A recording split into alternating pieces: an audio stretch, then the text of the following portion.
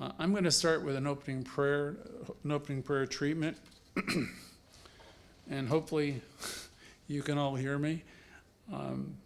This is a treatment I got from a Science of Mind magazine, and we'll start out by saying, let's center ourselves in God activity, realizing our connection, and we'll start by saying, I know all is well. There's a power and activity of infinite creativity in me. Therefore, it is the law unto my life. And it's also the law for each of you. It's perfect in its action, and it's permanent in its manifestation. Infinite intelligence governs, guides, directs, sustains, and animates our life. And the life of everyone here, right? And anyone listening this week. The infinite mind knows no mistake. It is never discouraged. This mind is my mind now. Any belief in fear, discouragement, disappointment, or failure is erased from my consciousness. My life represents that which knows no limitation and is forever manifesting complete joy and freedom through me.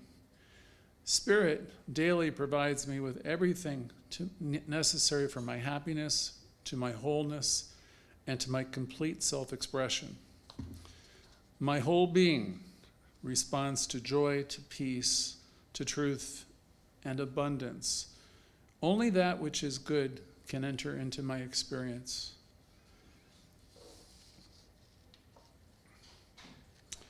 Every organ, every action, every function of my body, and your body as well, right? Every physical aspect of ourselves represents this divine perfect life that manifests in us and through us. I am in partnership with the divine, and I know that everything is operating in perfect order right now. It's done, and I accept it, and I believe it. I know it to be true. So good evening, everybody. We started off with a little bit of a rocky start tonight. This is the world of technology, and I can extend my apologies. I hope everybody got back on. I see most of you are signing in now. It's good to see you all here. This is a self-healing class based upon the book You Can Heal Your Life and also Ernest Holmes' work. I wrote an article a number of years ago that was published in a magazine that no longer exists that was in Florida. And I was looking it over and I thought, well, this is pretty much, what we're doing here is always about self-healing. So I've been updating the article the past couple days. It starts out with a quote that comes from Proverbs that Emerson used. It's said, where there is no vision, people perish. And I thought about it, well, that could be true of all of us. If we don't have a higher ideal or a notion of where we want to go, if we're keeping on operating from old concepts of our childhood, we're not going to go very far. If we don't have vision, we don't know where we're going. And if we have a poor concept of ourselves, if I keep on thinking that I'm not very good, or I'm too something, too old, too fat, too illiterate, we do a number ourselves with the things that we keep cycling through our minds, our consciousness. Everything about our teaching, our wonderful teaching, we're teaching you that life responds to you. And if you set your sails in a certain direction, in other words, if you believe in something great, your life will start to demonstrate along the lines of greatness. So something to keep in mind as you enter a self-healing class. Today, we want to talk a little bit about our vision. And if you don't have a vision, maybe it's time to create one. Develop one. Things like vision boards are helpful. I don't know if you've ever done one. You get pictures of things that appeal to you and put them up, and you'll find that there's themes in your life, things that you like or you've always liked. You might even be, there's things that you might have been interested at a different point in time in your life, perhaps when you were a kid or an adolescent, that you just got too busy for because you were focused on your career or other things. But getting back in touch with those things that are particularly uniquely yours, to create a vision, perhaps you need to do a physical one, or maybe you want to journal it. You can do this in different ways. But whether you're 8 or you're 80 or anywhere in between, it's time to start thinking some bigger thoughts. And you'll watch as you do that you'll have a tendency, as you do, to walk right into that kind of life. I'm always remembering Emerson for just about every good quote, I think, emanates from Emerson. Often you hear me say that he said, "Hitch your wagon to the stars." And I've read about that quote in different contexts, and he said, some people aim for a molehill. Now, I don't even know what a mole is, much less the hill that they live in. But I would imagine it's a bump on the ground, right? Where the mole will pop its head out. He said, don't aim for a molehill, aim for the stars. And more than that, try to develop a sense that you deserve that experience, that greater experience. And that greater experience could be tied into significant others. Maybe you realize that you deserve a better relationship with your friend or your girlfriend, boyfriend, sister, brother, parent. Because oftentimes we settle into these patterns where people are doing all kinds of things around us and to us, and somehow we just get into these patterns where, I don't know if we've given up, you get caught in a rut. And this teaching is not ever going to be about staying in a rut. So, as an idea of self-healing, we really want to take a look at what is demonstrating or playing out in our life each and every week. Because the tendency is to want to talk about other people. We can talk about our minister. We can talk about our girlfriend, boyfriend, our job, or everybody. And what we do is we have a tendency to make our life experience about other people. And that's what people normally do. It's not the best way. It's not the most enlightened way. Because what you're doing is you're giving your power totally away to other people that way. And what we teach you here in this self-healing class is you are cause to your own experience. You are creator unto your own life. You are the author. You're writing the script. You're assigning the people in your life the roles that they're playing. I know some of you are in some wonderful relationships, and I know that they're healthy, and I know you gain great inspiration from one another. I'm proud to know you and know you as friends and people I know at the center. We all really would love to have those kinds of relationships. And I also know that there's many of you who are in other kinds of relationships where just the relation itself, you're feeling diminished. You don't have your voice.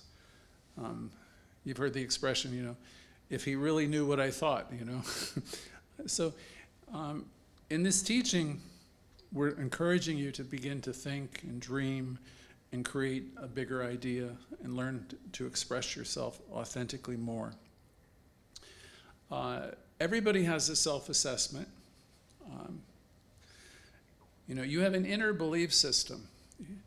When I ask every Thursday night, what's it been like being you? That question is always because I want you to start to pay attention to what the inner chatter is. If your chatter is expansive and you're kind of like great and good to people, and if you're the person who's the cheerleader, which is the person who's saying, hey, Jimmy, great job. Hey, Ben, good job. If you're the person who's always has the encouraging word, that would suggest, for the most part, your whole consciousness is built towards positive thinking, affirmative thinking, and you have become what we call a lifter. You are an encourager. And mostly people like that are coming from a place of deep connection. where they know that all is well, where they've awakened to the fact that they are one with this one power. And when you have that inner working knowledge, it's very easy to extend it to other people. When you're connected, it's very easy to give love away. It's very easy to say thank you. It's very easy to say great job, because you don't feel you're in competition with anyone. You know the more love you have that you give, it only comes back to you over and over and over again. When you're coming from a place of not enough, or a sense of inadequacy, or I'm not good enough, then when other people are shining and they're eloquent or they're showing up, and somehow you're letting yourself feel diminished when you're seeing other people shine. And here's the thing we teach you all, right, is everybody here is unique in the world.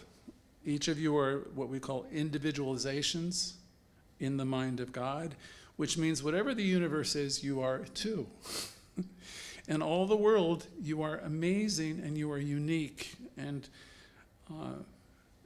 you have aspects and attributes of this cosmic stuff. What we call God or the universe can do, you're made in the image and likeness. You can do so many amazing things. But we do our work, as you know, in consciousness. So we want to take a look at that self-assessment. See, if I'm walking around here with a chip on my shoulder all the time, and somebody's done me wrong, and I can't get past that, and I've got a resentment, and I'm just full of anger, and if that stuff is part of me, that stuff is showing up in my life. Ernest Holmes said you're carrying around some ancient corpses. I usually call it dead wood because I like the image better. But it's just like you're being burdened with the resentments, the anger, the need to be right, the need to put someone in their place, the need to do, and I say the word need because it's nobody else's problem except yours. Okay, whoever this other person is or this group of people are, their life is moving forward with you or without you, and you're sitting there with anger or resentment and all of that stuff, and it doesn't help. It doesn't help you, certainly. So we come into this teaching with Louise Hay, and her book, which, as you know, I don't know how many, 100 million people read it, 66 million people bought it. You know, it's one of the most successful books of the past century. And that lady learned what she learned right here in classes, you know, at First Church. And she said it's all very simple. You know, what comes out of you, what you think and what you feel and what you believe is creating your life. So we really want to, instead of pointing fingers at anyone, any person, any politics, people, places, and things, bring it back to yourself and ask yourself questions like, you know, first of all, give yourself some positive, commentary. I'd love, accept, and approve of you. Say, I love, accept, and approve of myself exactly as I am. Begin to build up that consciousness of self-approval and self-love and the conversation with yourself that will forgive you and say, oh my goodness, you've been through a lot and you've succeeded and you've learned so much, and begin to become the coach, the friend to you. You being a friend to yourself. Because if you're looking for all that type of validation from people from the outside, it'll never come that way. You're always looking from it for a certain person or group of people, and that isn't the way it works. All healing, Louise said, is self-healing. So that dialogue that I talk about every week, that most important dialogue, which is the one you're having with you, it's never going to be about anybody else. There's a line from the Course in Miracles, which you hear me say from time to time. In truth, there's nothing outside of you. So you're writing your own story, and you could write it so that it's a great one. You can release the need to go to the negative. As soon as you find yourself going there, you can stop like Diana Ross in the name of love. Just stop it. Because you're the creator. Your word is your wand. You're creating your life. So what kind of life would you like to create? This is where the visioning part of it comes in. You can get into your storyboards. You can get a poster board. You can put pictures on it. Poems, ideas, photographs of yourself perhaps at a different time in your life. The time in your life where you were the most happy. You can go back to some of the places and the people and situations that brought you the greatest joy. You can list your accomplishments in your own mind and let that build you up. Because many of us have allowed ourselves to get torn down and torn asunder and torn apart because we get caught up in the opinion of the world. It's your own opinion, ultimately, that matters most. And it's your own dialogue that is the healing dialogue. Again, Louise, hey, I love, accept, and approve of myself exactly as I am. I release the need to blame. I release the need to be a fault finder.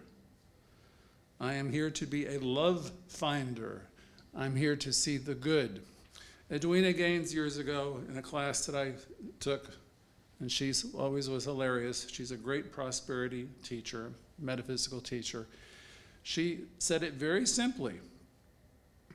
She says, I'm here to see the God and the good and the God, the good. She would use those words interchangeably, synonymously. This is what a practitioner ultimately does. A practitioner is here to see the good. Because anybody can see the problem. Most of the world is focused on seeing the problem. Most of the world is focused on seeing what's wrong and what's missing. And so this is your focus. Turn on any one of the news shows tonight, and you can go from the liberal to the most conservative, and they're all doing what's wrong. Now, you can do that, and you can react to it, and then you can get angry at people. And you can say, oh my goodness, I'm looking at my age now. I'm not going to say it out loud, but it's getting up there. And I can think, average male in America moves on at such and such an age. And I'm thinking, do I want to spend the next 5-10 years of my life just perpetuating all that negativity when I could see peace instead of it? It's another great line. I could see peace instead of anything. Ernest Holmes said, you have executive power in your life. Now, you might have a bunch of stuff on your subconscious that's working against you, but you have the ability with your conscious mind to think new thoughts. And you have the ability with your conscious mind to do affirmative prayer, where you're going to take those new positive ideas into mind and you're going to state them and you're going to move them to a place within yourself where you feel them and you sense the change. And if anything comes up in the process of affirmative prayer that's negative or contradictory or one of those old negative ideas, then you're going to, in the middle of that prayer process, you're going to stop it, you're going to neutralize it, you're going to say, I release the need for this old idea, and you're going to powerfully replace it with something that's positive and ultimately true. Spiritual mind treatment is a powerful prayer process. It's been said by Dr. Holmes, it's the time, the art, the method of ridding that negativity from your consciousness. And just say, I won't go there. I'm not doing that. I'm going to be about my Father's business. Look, you can do it if you want to do it. But I'm here to be about my Father's business, which essentially is, that was attributed to Jesus, is listen, I'm not going to be about the mess. I'm taking this up to a higher level. I understand that everyone, whoever they are, however they're showing up in the world, is expressing themselves at their level of understanding. And I'm not going to get in the way of that. I got a full-time job working on the most important person in my world, which is myself. And when you really, really love yourself, it's amazing how you'll have very few problems with anybody else. when we're having problems with other people, typically we're projecting our own brokenness and our own areas of hurt. And, you know, the healing that we do in this teaching is self-healing. These lessons have come to me the hard way, meaning painfully.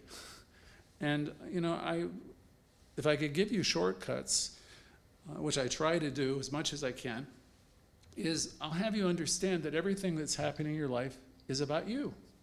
And we want to do the blame game, but it's the opposite of what really the teaching advises. The teaching suggests that we do our work in consciousness always. So that's the prequel to the lesson. I shortened it because of all the technical difficulties today. I have a few more comments that I'll add to it. Our viewership has been growing by leaps and bounds. Hundreds of people every week now watching on the various channels, 150, 200 people signing up, signing in, and it's a huge number. And we're grateful that we're reaching people in the Middle East, the Caribbean, England, Africa, all over the place. And we have so many calls to call people back, and they're all asking the same questions. And it's about how to love yourself more, how to forgive, how to let go. And people are also dealing with health and healing challenges. And, you know, we give the best answers we can. I can tell you, spiritual mind treatment, once you're learning to do it and you really believe what you're doing, has the power to heal just about any condition. It has the ability to bring about better health, greater opportunity, heal relationships. You have the power to do anything. Now, you may not know the formula yet, but it's all about consciousness. We're going to have more classes, and we'll make it very, very simple for you. But we're here to tell you that all the power is available to you, and it operates through you. So, some people, you want instant healing, which sometimes is called quantum healing, miraculous healing, instantaneous healing. The thing to understand is more often than not, these improvements come and the changes come as you build up your consciousness. Not to say it couldn't happen, but more often than not, it comes as you build up your consciousness.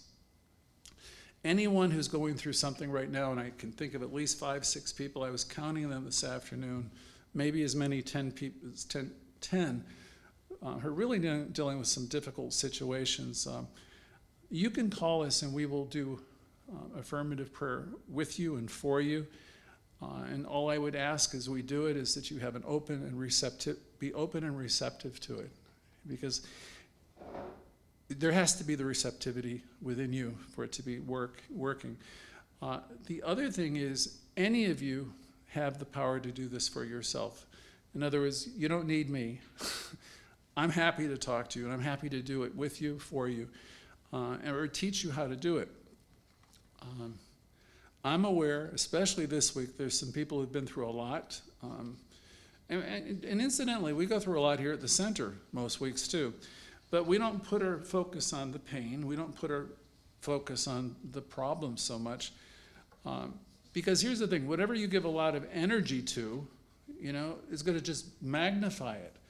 So it's not that any of us are ignorant of any of the situations, but we also know that all is well, and that there's a pattern of success and vibrant health and wholeness operating in and through all of us. But the other thing to understand is we're here learning, and anything that comes up is really there as a learning experience for you, an experience for you to learn and grow.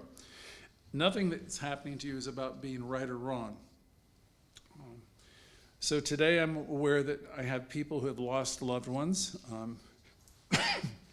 And again, quite a few people dealing with health challenges that need support. And we're here to support everybody, and we will show you some of the steps. We will help you relieve some of the pain, I'm sure. So reach out if you need help. Many of us on the call have been through some of the things that other people have been through, and you're really not alone, though sometimes you think that you are. And we're now starting to pick up a younger audience with all kinds of questions, which is very exciting, and I'm going to have some help with this group very soon. But to the younger people who might be listening, maybe you've seen your grandparents, your parents go through some things. One thing's for certain, anyone on the call during the past few years have seen the whole world go through this COVID experience. So everybody's been through quite a bit. After COVID, people's lives have changed. They've moved from state to state many times. Their income has changed. Fortunes, savings, everything's been turned around. Our center has now become at least 95% virtual. And I would have thought that would have been the end of us, but just the opposite. It's caused us to grow like we never have before. So who could have ever predicted it? Again, I told you all the places. I just made a note this afternoon: Jamaica, Africa, England, Canada, Middle East. So we're hearing from everybody, everywhere.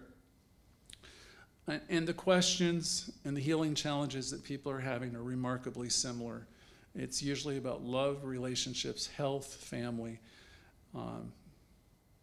So we have a lot to offer and a lot of good to share with one another. So maybe today, if you're here for the first time, first of all, I want to welcome you. Second of all, I want to apologize for whatever happened with our technology. That's only happened about twice in the past 2 years. So we'll get that figured out. So if you're here for the first time, once again, I want to welcome you. I want to have you start paying attention to what that inner dialogue is each and every day, and start to stop yourself when you find yourself in a negative spin. And don't do it to beat yourself up, because Louise, if she were here, would say, never, never, never criticize yourself, right? So we don't do that to be critical. If you were in a 12-step program, as I know some of you are, it's like doing a 10th step. A 10th step is a daily inventory. So after the day, you kind of like just review it. And when you've missed the mark, you review it, you kind of like jot it down. And maybe you will even make amends, But the thing is, you want to be aware so you don't keep repeating it. And as always, there's a few of our people on the call who have been practicing this teaching for years, and they wouldn't go negative, just they won't. They refuse to. And I'm always grateful that I have those folks with us too, because they help support us in consciousness. But those few are not everyone. Most of us are here, myself included, with a lot to learn. In other words, we have a full-time job working on ourselves. We're coming to understand that we're connected to everyone. Most of us are still coming to the place where we know all is well and that everything is in divine order.